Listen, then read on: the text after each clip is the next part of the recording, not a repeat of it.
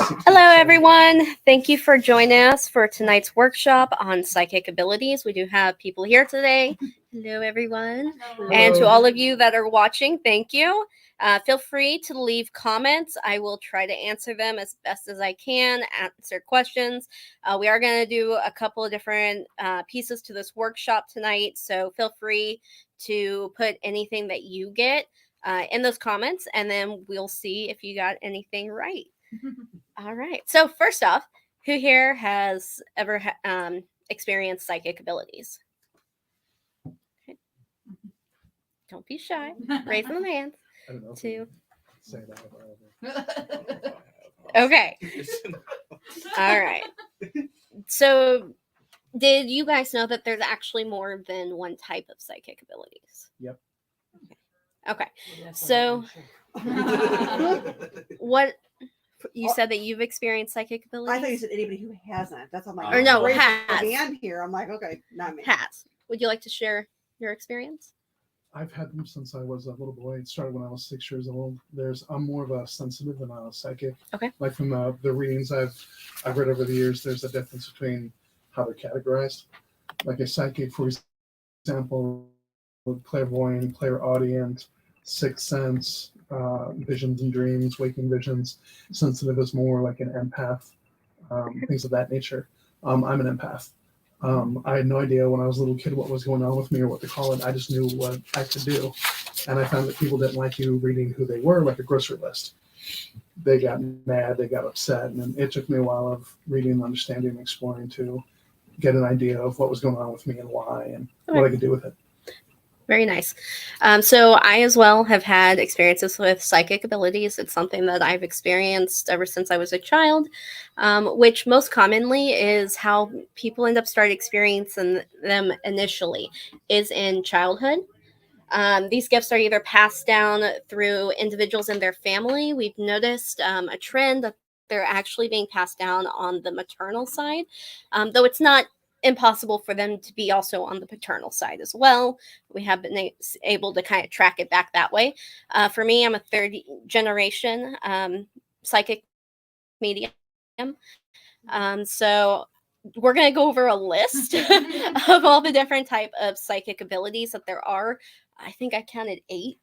There was a lot. Yeah, there was a lot. Like 12 or something like Yeah. that. Yeah. And yeah, 8 out of like 12. So everybody can have a different ability. Some can have multiple abilities, like myself. Hello.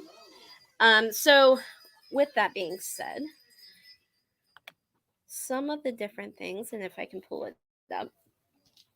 So usually we're taught this through language and are cultivating a response to environmental conditions, such as around our families. They can come up during traumatic situations. Various different environmental things can affect and kind of trigger our initial psychic abilities. We tend to notice more, hear, see, feel more as a child. Our senses are opened up. We haven't been quite told yet that Santa Claus and the Easter Bunny aren't real. We're still believing in that, but we're told that ghosts and spirits aren't. So it's a very unique way that a lot of us are brought up. And for those that are lucky enough, they're brought up in a family that does embrace it, that does accept it. And those are kind of far and in between. And we hope that eventually it'll become more of a conversation, which is something that me and my team focus on a lot through our paranormal investigations, is through mental health, but also psychic abilities and other things that people just don't like to talk about. As we mature, we are told to stop being so sensitive, that ghosts aren't real, and that pain is always, physical. Through this condition, we start to believe that emotions, intuition are antithetical to science and reason. So if it cannot be measured with a device and with numbers and calculations, then it's considered pseudoscience, which is exactly what the paranormal is. It's considered pseudoscience. Trying to keep from other people coming in here for no reason. Oh, okay. Interruptions. Through this condition, we start to believe that emotions and intuition are by science. We suppress our gifts, sneer at even the thought or other people that have clairvoyant type abilities, or any psychic ability for that matter. And we accept the physical realm as the full extent of reality. So there's kind of this bubble. And if it doesn't exist in the belief systems that we're brought up in, then it doesn't exist, which is far from the truth. There's so much out there that we're still learning, that we're still trying to understand. Which is why the paranormal will most likely for a very long time stay paranormal. It's broken up into two parts, para and normal. Para being something that can't be explained, and then normal, something that is. We want to eventually turn it into the paranormal, which is something that is accepted by the scientific community. And right now, this just isn't one of them. Your psychic gifts are never completely lost, though it may require a bit of work to regain these dormant skills. So people can learn abilities or have these abilities, they're suppressed. And through meditation and other forms of just focusing and grounding and spiritual work, even chakra healing work can be done to help kind of open up that third eye, which is something that we're going to be practicing later on today. We do have a short little video that is going to talk about all of that. Let's see if I can get this pulled up. Okay. Do you guys have any questions so far? No? Nope. Okay. So, my computer's being slow today. Okay, so one of the things that we're going to do, and I will flip this around for everybody else to be able to see. They can or not. Can you see the box? Let me see the box. I can slide it over. Thank you. Mhm.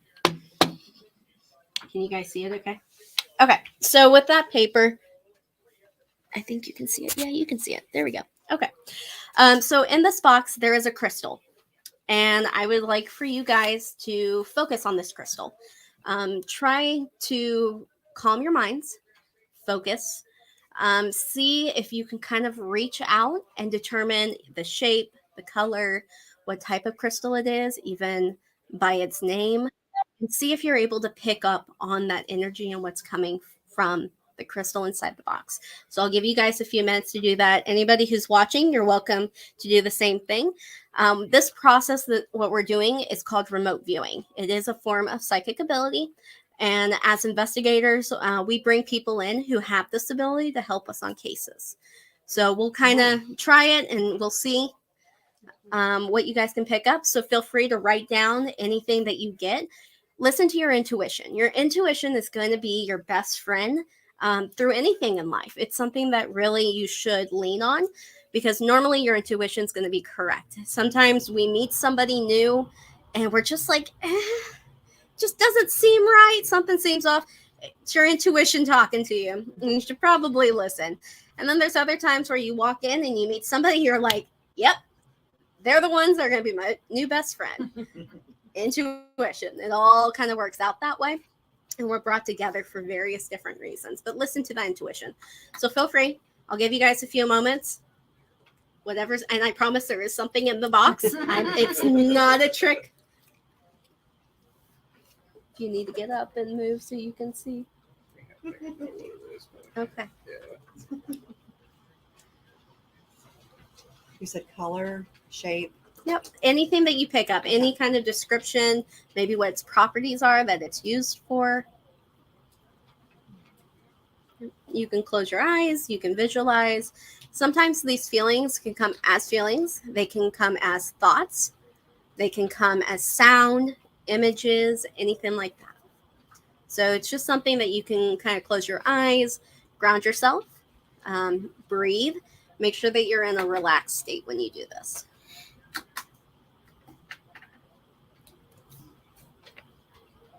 And you can put as much detail as you feel you need.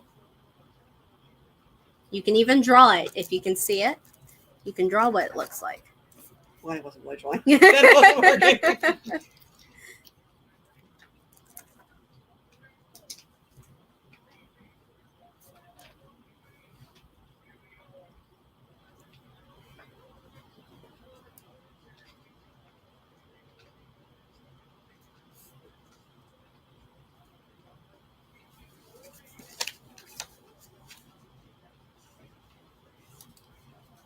And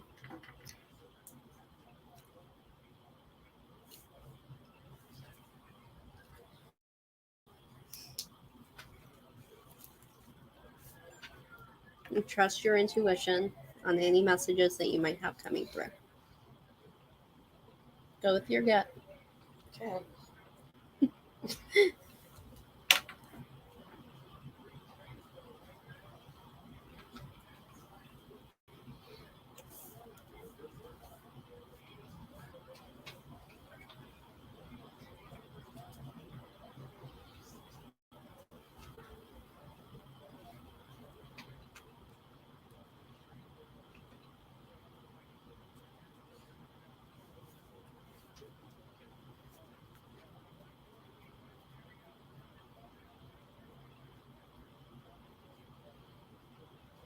And we will do a guided meditation.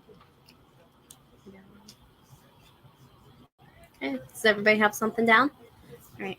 What did you share? I just put octagon and turquoise. That's all Okay. I did. Like, I wasn't getting close to a rock. I kept on seeing yellow and like a sunflower like picture, like Okay. so I don't know. Small, white, clear, healing, soft hum, vitality, and fertility. Okay. I just kept seeing 2 pointed ends, square, purplish, reddish, with a smaller sphere inside. I put blue hexagon shaped shining healing. We will do the great reveal. I want to So this is called selenite. It can come, and in this case, it's been polished. It's smooth. It's kind of clear. You can kind of see through it. Let's see if I can hold it up for you guys. Mhm. If you'd like to pass it around. What was the name of it? Selenite, which they do sell here. So it was named after the Greek goddess of the moon. Selenite is a high vibration crystal made from gypsum. It is one of the most powerful crystals to push you towards your spiritual growth, this enlightening, more uplifting kind of knowledge base that you can gain. It's considered to be your ascension. Selenite cleanses and energizes all the chakras. It's also useful for enhancing intuition. With selenite, you'll be able to see things in a different light and separate yourself from a situation to see the bigger picture. Especially useful during meditation, which is what we're going to be doing. Selenite can help you access higher guidance and angelic consciousness. So this is something, if we have enough, we'll pass out so everybody can have one when we do our meditation and we do our second activity, which will be a little more involved. This versatile crystal instills deep peace and often is used by mediums, healers, and psychics to resolve past trauma. Nobody asked you for your opinion. Mr. Fire Truck. All right. So what did you say you had again? Small, white, clear, healing, soft hum, vitality, and fertility. So pretty close. That's the first time I've ever done that before. Pretty close. wow. I'll hold on to that one. All right. So as being an investigator and a psychic myself, my gifts have aided me in not just helping the dead, but the living as well. During the time where seances were really big, mediums were called upon to be able to conduct these seances, to pass on messages. And it was a big thing for a while. It was kind of like your weekend activity with the family. And then eventually it kind of fell out and became more of a taboo type thing. And nowadays we incorporate it along with like a Ouija board. And a lot of people won't touch it in that sense. But in our own way, when we are trying to communicate with spirits, we, in a sense, are doing our own little seance because we have to focus. We have to ground ourselves. We have to then reach out and communicate. And it's no different than what they were doing.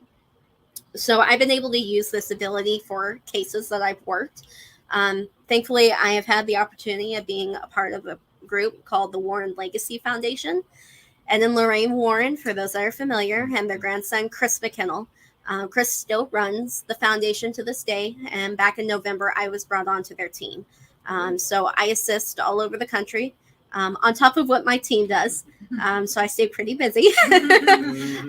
But by being a part of this group, it's really helped me be able to reach more people and to be able to learn from some of the best, in my opinion. One of the wonderful things that I like is that the Warren Foundation does have a psychic support group. So if it is something that you wish to follow up on more, learn more about, that's something that I can give you guys the information for. Anybody is welcome with psychic abilities to be able to be a part of this. So it's a great place to ask questions, similar to like what we're doing right now and today, are going to be same thing that you'll see on there. I think it's like Monday or Tuesday they release it, and then on Saturday they show the results of what was in there. So you can really work on this. Okay. As a psychic, I've also learned that protecting yourself and setting boundaries are an essential part. This is where that meditation comes in, because as a psychic, we can get drained very easily. We can even experience fatigue. We can experience depression if we don't properly protect ourselves. And crystals, such as selenite, are wonderful to have on you, along with any other protection crystals are good too. So those of us that like to carry rocks in our pockets, you're safe here. You're safe here because you can collect all kinds. Psychic abilities are used daily by paranormal investigators. They help prepare for investigations and determine what we might be dealing with. So remote viewing, as I was discussing, similar to what you just did. Remote viewing is being able to view a place, a person, a situation when you're not physically there. You could be clear across the country. You could be miles apart. You can still kind of project in a way yourself being there, and you're able to see things. You're able to feel things. And this is how we determine before going into a client's home what we might be dealing with. And there's nothing wrong with consulting with multiple psychic mediums to be able to get different inputs, different feelings. I worked a case recently where I had 3 different psychics working my case with me. They knew nothing of my case. I didn't give them any detail. They had a single photo, and that was it. And all 3 came back with very different results, but all correct. They each knew a detail that the other 2 didn't. And it all came together. We looked at it and made perfect sense of the situation. So sometimes even if it doesn't seem like it's the right information, if it seems way out in left field, still go with it, because there's a really good chance you're actually onto something. And not always does it work. That is where you work on building your abilities up and strengthening them. Just like going to the gym every day to build that muscle mass. It's going to be the same concept. All right. Here's my really long list. And yes, I had to write it down because there's too many. Okay, so mediumship. It's the ability to communicate with the dead. That's the one that we are most common with. That's the one that we know about. It's something that I'm able to do. It's something that I've been able to do for a really long time. I grew up in a house that had spirits, and communicating with them was like communicating with anybody else. My uncle passed away at a very young age from cancer, and he's known to show up from time to time and communicate with us. Telepathy, the ability to read or transmit thoughts without words. So this one seems kind of farther out there. This is something you'd see in a sci-fi movie, but it is in fact a psychic ability, and there are very rarely some out there who have this ability. It's not something that right now we can measure and test, which is where the pseudoscience comes in, but it's something I personally am fascinated with. It is not one of my abilities. Claircognizance, the ability to know things without any logical explanation. Similar to the remote viewing. Sometimes you go in and you see someone, you're like, did you go to North Texas High School? Didn't even know they were from Texas. And they're like, yeah, how'd you know? And you've never met this person a day in your life. That's information. Or, hey, do you have, you had a child that you lost? Yeah, how'd you know? We didn't tell anybody. Or it just happened. That's the type of information that you might get. Automatic writing. That is where you're able to receive, kind of like during a spirit session, communication session, like with the pen and paper, you're able to physically write the messages, but you go into a trance state. We've seen it happen. You go into this trance state, you will not remember. It's really awesome. They like Tyler Henry. Yep. It's funny enough, we'll talk about him in a little bit. Clairaudience, the ability to hear sound or voices that are not physically present. This is another ability that I have. Have any of you guys experienced that? Thought you heard your name being called? When I was younger, I had a situation like that I'll never forget. But yeah. Mm-hmm. So my experience, try not to let the screen die on me. I don't know where my controller is. I guess I'll turn it back at me. You guys don't need to be on camera. I'll add Sarah to the chat. Okay.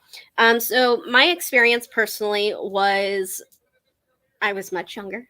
I was about 14, 15. And I picked up the phone. Back then, we still had the dial tone. It wasn't the cell phone. It was the good old landline. Yep. And you would always have to listen, and you'd either hear dial tone or you'd hear somebody talking on the phone. I was going to make a call out to a friend. And when I picked up the phone, there was no dial tone. So I listened to see if I could hear who was talking on the phone. And two women were talking. And it took me about 5 seconds to realize that it was my two grandparents, my grandmother and my great-grandmother, whom at the time I had no communication with. As I'm listening to this conversation, it's just like any conversation you'd have. But I kept saying, hello, hello, can you hear me? Hello. My other family member that I was living with picked up the other end of the line because they heard me, and all they heard was dial tone. But I clearly was hearing a conversation. It gets weirder. So about 4 or 5 months later, I finally reconnect this communication with those family members. What I didn't know is that conversation I heard that I was able to repeat verbatim was the last conversation my grandmother and my great-grandmother had before my great-grandmother passed away 4 or 5 months earlier. And I didn't know. But I clearly heard their conversation. And it had taken place months prior. So that is a form of clairaudience. It doesn't necessarily have to be right here and now in the present. We talk about residual hauntings, and that is where things around us are like a tape recorder. And everything around us, including ourselves, put out these bursts of energy. And sometimes the items around us can absorb that energy, and it then begins to play like it's on repeat. Same time, same day, everything. And this is where we tend to see spirits walking through walls. Because at one point when they were alive, there probably was a door there or no wall at all. But in our time, that's what we see as a wall. They're on reloop. They're on replay. And sometimes, so you can clear the energy, you can help that kind of go away when it comes to residual haunting, but they're not an intelligent haunting. They're not going to necessarily respond to your questions like, can you give us your name? That's going to be a more intelligent type haunting. All right, clairscent, the ability to smell things that are not physically present. Has anybody been walking through the house and suddenly smelled like a rose perfume or a jasmine perfume? Oh, yeah. That nobody's wearing, you don't even have in the house, but maybe it's attached to a family member that's passed away? I had a grandmother whose name was Rosina, and she always wore rose perfume. And you'd always know when she came to visit because you would smell that particular rose perfume. And it would just embrace you. And it always happened to be during the times when you were like most stressed out, most upset. Mm-hmm. Any of you guys experience that? No? Definitely. You have? Many times. What was your experience with it? It's interesting you say jasmine because that's jasmine, honeysuckle, and honey itself, Mhm. on and off, different places, different situations, Mhm. outside, inside, cemeteries, people's homes, basements. Okay. I never knew, it was always the same smells over and over. I never knew exactly what it was meant for, though, Mhm. or what it was attached to. But Usually it's their way of letting us know that they're present, that we're there.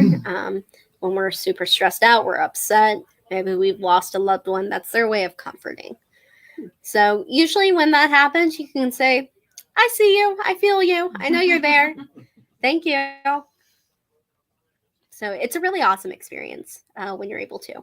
And a lot of us will experience things like this over time, but we've been so accustomed to being told that they don't exist that we write them off. We find a logical explanation for them, and sometimes there's just not. All right. Clairvoyance, the ability to see things that are not physically present. Has anybody seen anything that they didn't think was real? Just recently, Okay. we were going to his house to get his comic books. Don't laugh at me. And I swore I saw someone standing by my car. No one was there. And I had you to check 3 times. I still see someone was there. I'm dead. Yeah, so that happens. A lot of times you might see somebody walking through your home, which is absolutely terrifying the first time it happens. I've seen some stuff. I had a silhouette on outside of Mhm. my bedroom, Mhm. and then I also had some a light that went Pull up down a my seat. a light that Thank you. went down to my kitchen, down to my steps. Mhm. We had lots of noise and bouncing of balls around that time too on our hardwood floors. So it was interesting. Right. And usually along with that, you might even hear footsteps and Yeah, different we sounds. did. Yep. So the next one's going to be claircognate, the ability to perceive past events. This is something that I've been able to experience. For me, it's like an old roll of film. You know, when you hold it up to the light and you can kind of see what the picture is before it's developed. That's what I see, but it overlays the present time. And it's usually a very brief, it just kind of plays out like a quick video clip. But I'm able to see things that have happened in the past. Maybe it might be because of that person that's in the room with me. I'm seeing potentially a past life that they've lived, things like that. And they can come in different ways. It doesn't always have to be the way that I see it. Sometimes you can be in a room and see somebody that's not there, walk into the room and as if you don't even exist.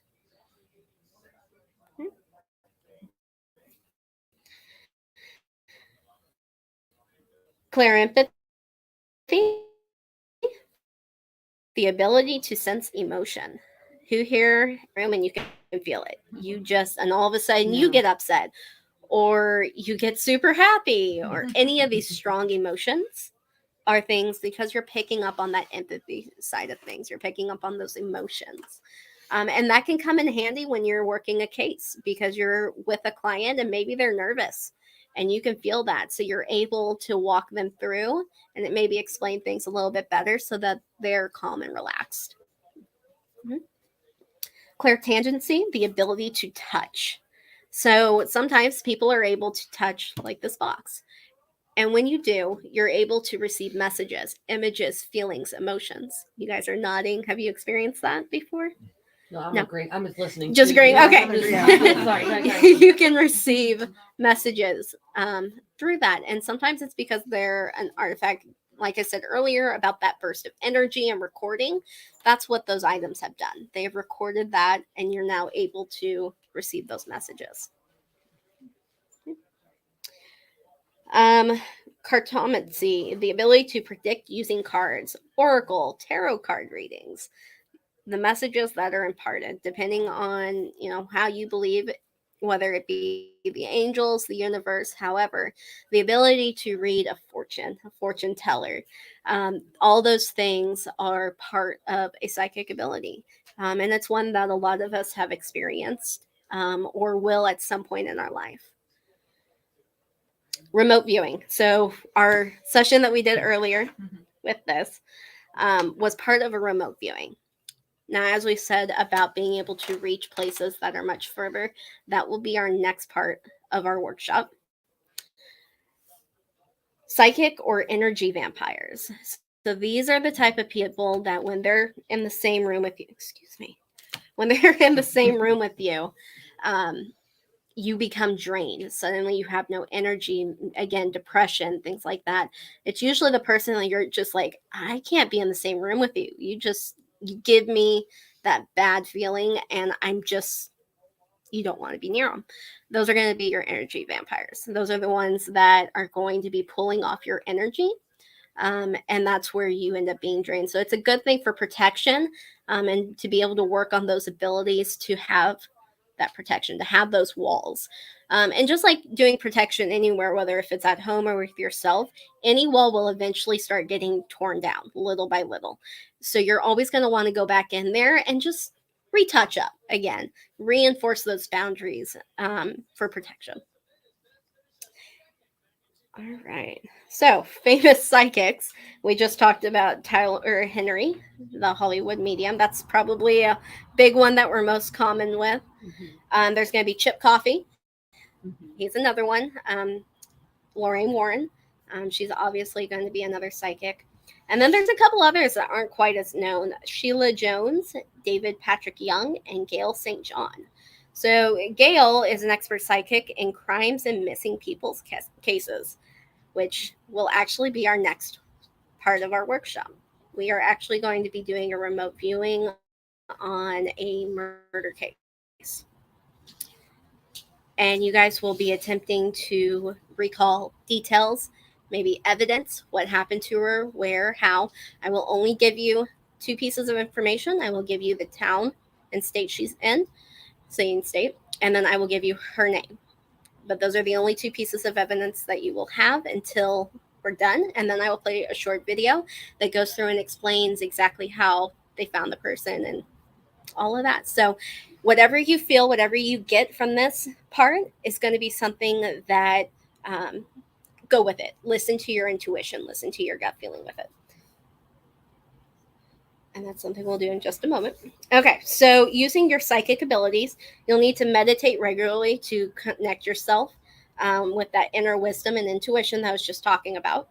Spend more time in nature to strengthen your bond with a higher self. Working on you, your self-care, your self-love, those are all going to be things that are going to help you to build that up. Overcoming the fear of using your psychic gifts and your abilities. It's okay. Sometimes we're wrong when we first start out, kind of like with our initial little task that we did with the crystal. It's okay, because that's how you learn. And you go, I did have a feeling that it was white or clear. I did have a feeling that it was smooth or rough. But you didn't put it down because you second guessed yourself. Don't. Always go with that. Believing in yourself and your potential, again, is going to be a very strong part of this. And then practice your psychic skills by reading your own body, working with your intuition, studying your dreams, even having a dream journal is a great thing to have. You can journal any of your thoughts, feelings, emotions. Sometimes it's loved ones that come through and you just get a thought of them. Journal it. And you might start to see that there's a pattern. And then just taking care of yourself. That's, again, going to be a big part of it. All right. So let me pull up if I can find it. Okay. So this, kind of small screen, but so you can see. This is going to be Michaela. She is the one that we are going to be looking for information on. So Michaela was born in California and was abducted in California. Okay. Forget about you back there. Oh.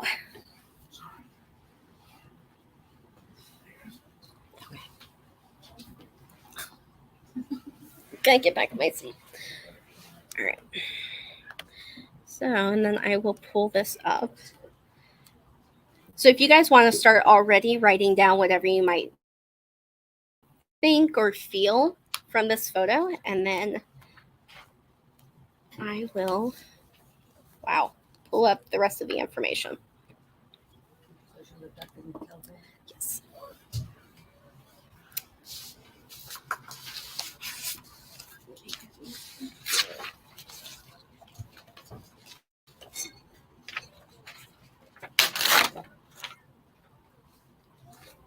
You guys just came in late. Huh?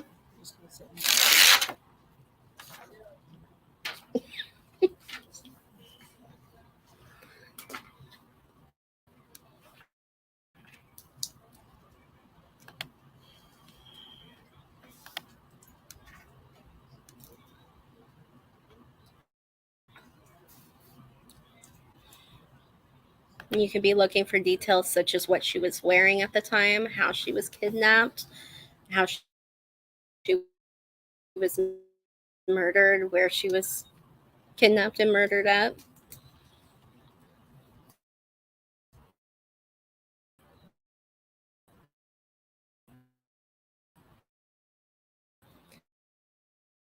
What time of year it was.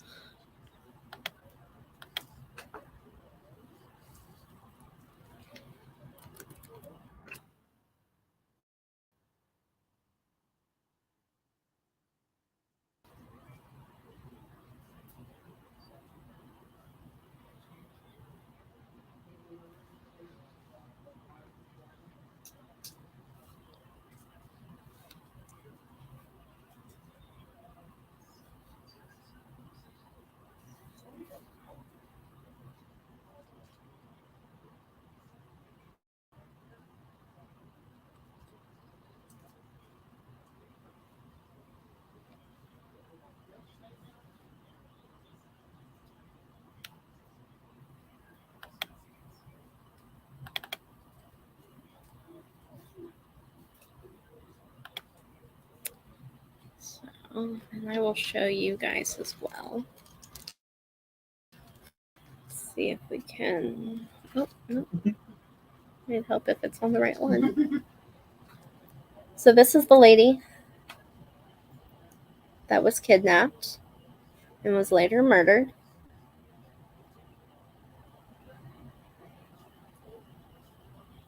Okay. So I want you guys to be able to focus on that and to see what you guys can come up with. Write down anything that you might be feeling, that you might be seeing, any detail, big or small.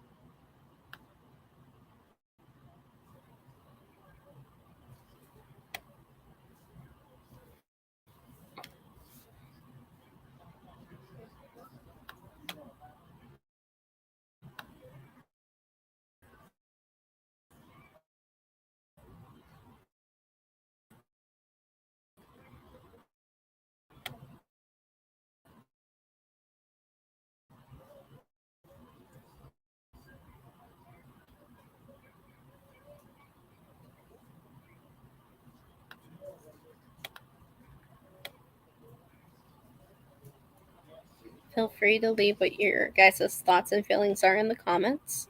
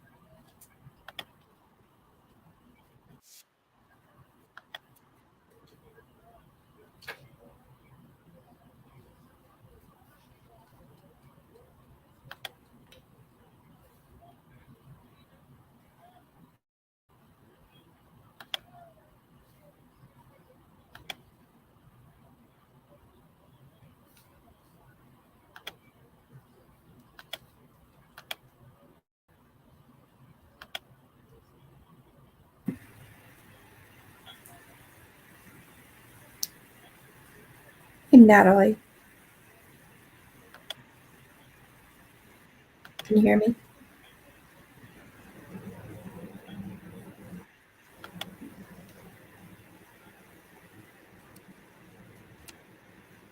Hey, Natalie.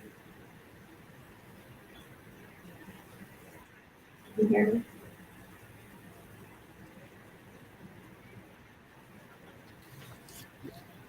Does everybody have something? All right. Natalie. Can you hear me?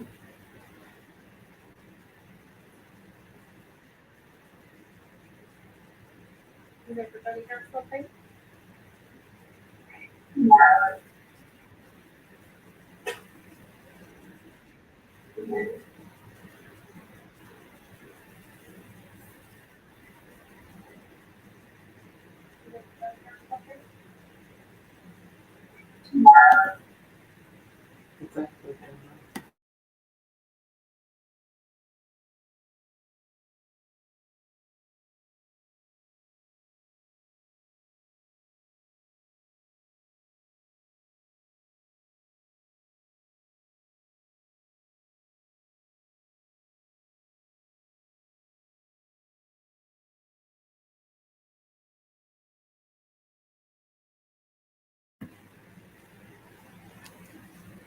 Natalie, can you hear me? You're muted. If you can hear me, we can't hear you. You muted yourself. Natalie, can you hear me? I can see it on StreamYard. You're muted. If you can hear me, we can't. You muted yourself. Natalie, can you hear me? I can see there you go. StreamYard. Now try. Surface uneasily, you know why. So let's get to our I will end up sharing Here's a picture. this video later because it's not wanting to cooperate. There you go. Now try.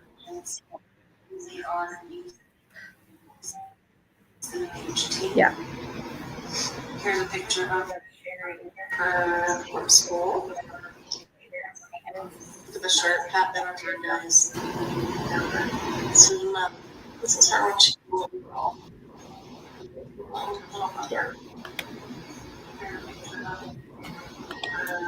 So Michaela was 9 years old.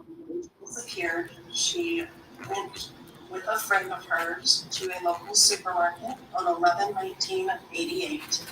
So this would have been November 19th, 1988. She was at the corner of Mission Boulevard and Lafayette Avenue in Haywood, California. She was abducted from a rainbow market, which was the Saturday, 11/1988 was the Saturday before Thanksgiving. How terrible. Her and her friend actually left there. They had taken some scooters, and that's how they got to the location, scooters, and they had put their scooters outside. The assailant actually moved her friend's scooter behind a car so that when she went to grab it, he could grab her, putting her into the car and driving off. Michaela was the sweet, nice friend, and noticed her friend's scooter was missing and went looking for it, saw it, and was the one that walked around the car to retrieve her friend's scooter for her so they could leave the supermarket. As she was taken, grabbed, put in the car, and driven off, her friend described this man as a 6 foot. I'm going to move on just a little bit. I'll show you a picture. Here's the old supermarket that they were at. It's the old Rainbow Market. That's what it looks like today. Now it's Capica Mexico Super.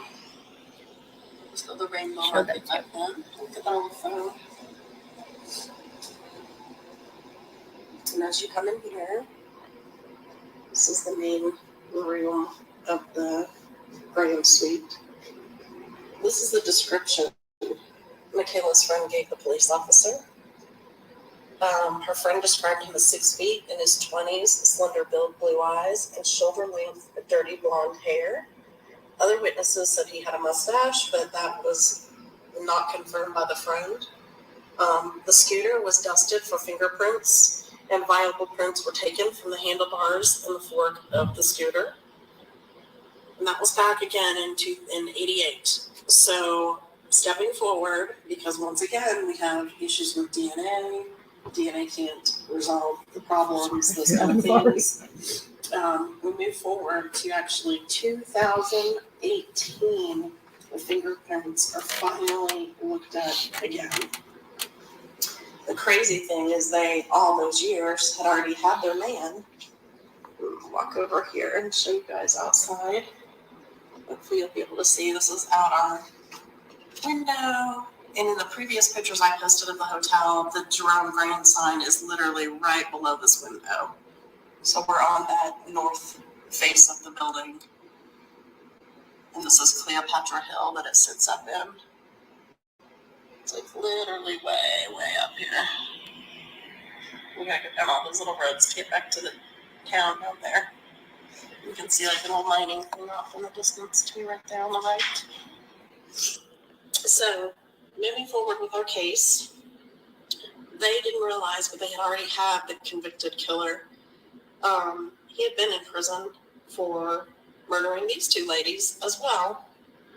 The convicted murderer's name is David Elnery Misch, M-I-S-C-H.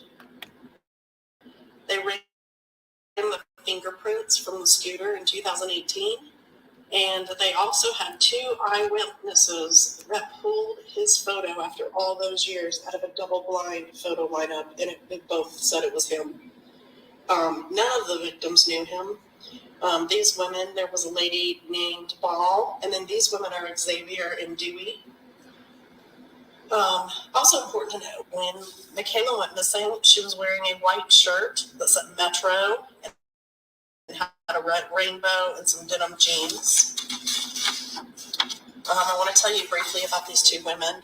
So it had been found that Mr. Misch, David Misch, had been in prison already for the prior murder of a Margaret in Ball in 1989.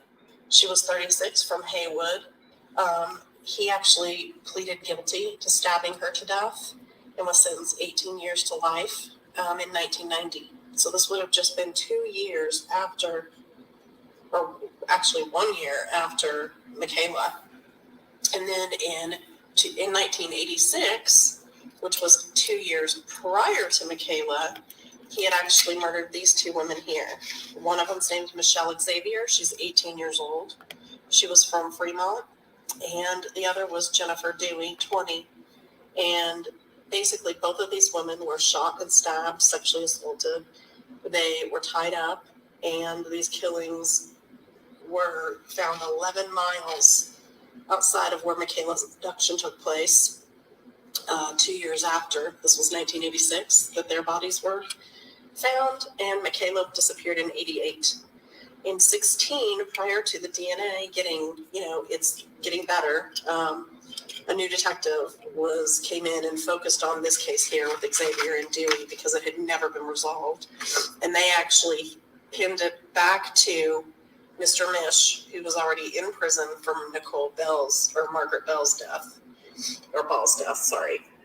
And so in 2018, an investigator named Jacob Glass, we looked at the fingerprints, and immediately it was pulled that he, in fact, was the killer, that Michaela, I'll take you over here to the piano.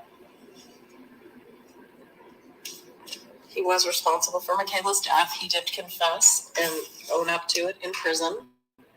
This is him. This is his mugshot of David Misch.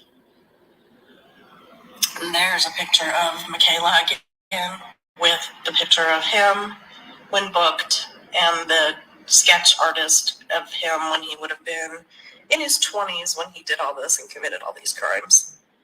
So you guys did really good. I know some of you got different colors you are. So. Okay. So that was the information on that. Did any of that match up with the stuff that you guys wrote? I said parking lot. Some, Okay. I was seeing that she was found flat on the ground wearing blue pants with a light colored shirt, whitish, outside with trees around. Stabbed and then found in the fall. Mine were a little weird. I was reading. I knew it was pain. She was in pain more than one. More than one way. I do not know. Okay. Rope or tape bounded. Okay. Cold, and I thought drugged for some reason. Yeah, well, I put down that she was scared, which she probably was, and I put 1969, so I was way off on that one. And she ended up getting shot in the head. I had that she was sexually assaulted. That's about the most I know into it. Did you have anything?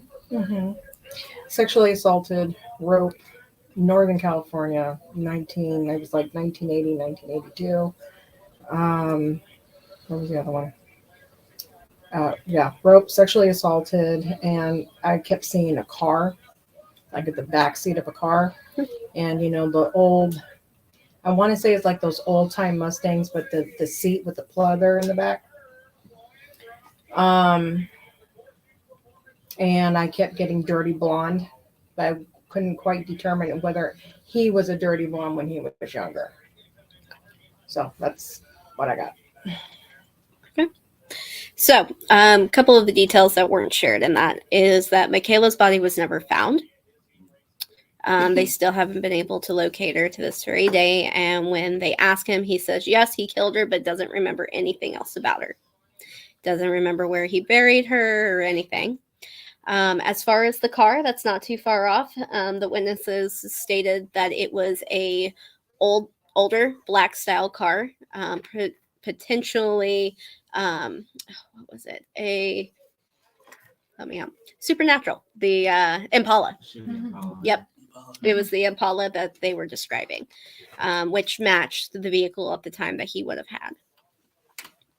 So those are just a couple things. She was bound, as far as we know. It stated what she was wearing, and that it was Northern California, and that it was during like late fall, early winter time frame because it was cold out. November. Okay. All right. So what did you guys think about that? Okay. A lot to take in. Yeah. So this is one of those things that when we do any type of remote viewing, making sure that we're grounded, and that we're just listening to that intuition, even when you don't think it's right. Okay. Do you guys have any questions so far? No? Okay. All right. So as I was saying earlier, we do have the Warren Legacy Psychic Support Group. If anybody is interested in that, I'm more than happy to give you guys that link, and this way you can start looking at that. This case was actually pulled from the Psychic Support Group as one of the cases that we've recently done. All right. Well, it's been about an hour. That's usually about how long this goes for. So if you guys don't have any questions, then we can go ahead and wrap it up. Okay. Thank you guys so much for coming out, and thank you guys for your participation online. I will go through and try to answer any questions I might have missed later on. Bye, guys.